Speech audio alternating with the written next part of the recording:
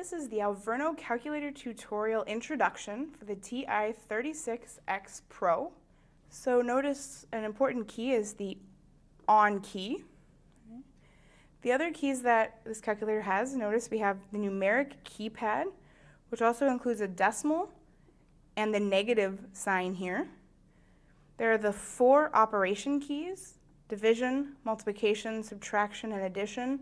Notice the subtraction and the negative sign are 2 different keys. We have the approximation key, which is going to give you a decimal approximation. The enter key, which will give you the exact solution.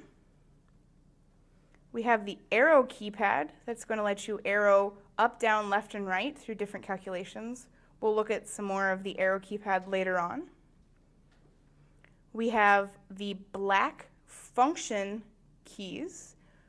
Our tutorials will cover many of these keys more in depth, the one that we'll be using.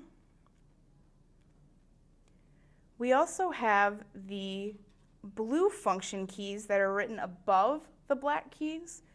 The way to access those is you have to hit the second key and then hit the black key, and that will allow you to use the blue functions. Within the black keys, notice here we have clear and we have delete. When using delete, delete is going to delete one item, where clear will either delete one row or the entire screen. So for example, if I was typing in 95 plus 65, and I actually wanted that to be 64, I could hit the delete button, which would then clear the 5, and now I can put in the 4. Now if I noticed this was all wrong and I wanted to delete the whole row, instead of delete, I hit clear, and that would clear everything.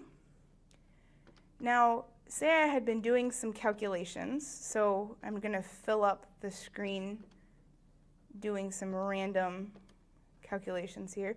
Now notice here I've got 2 things, and say I want to start with a fresh screen. To start with a fresh screen, notice the cursor here, I hit the down key, is in a row of its own. Now if I hit clear, it clears the screen instead of just clearing one row. So suppose I was doing a calculation where I had 12 and I was adding 52 to that. That gave me 64. Now I want to continue to use the value of 64 and let's say subtract 15 from that. So instead of typing in 64, I could go straight to the subtraction sign and notice it says answer. Well, that answer is telling me it is using the 64 from before. So now I can subtract my 15 from that, and I get 49. Now suppose I wanted to add 64 and 49.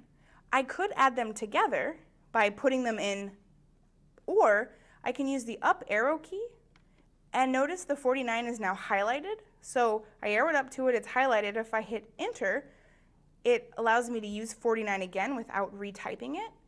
So again, I'm trying to add 49 and 64, so I'm going to do 49 plus, and now I want 64. So I'm going to arrow up until the highlighted square is on 64. Now I hit enter. Notice now I have 49 plus 64.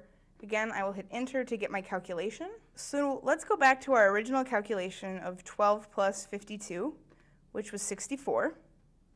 Suppose I want to take 100 minus 64.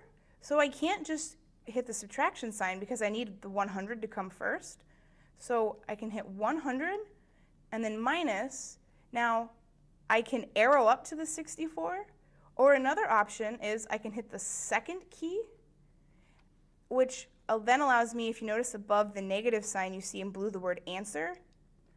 So that answer again also means 64. So when I hit enter, I get 100 minus that answer of 64. Or again, I could do 100 minus, I could arrow up to 64, hit enter, and again that gives me the same answer.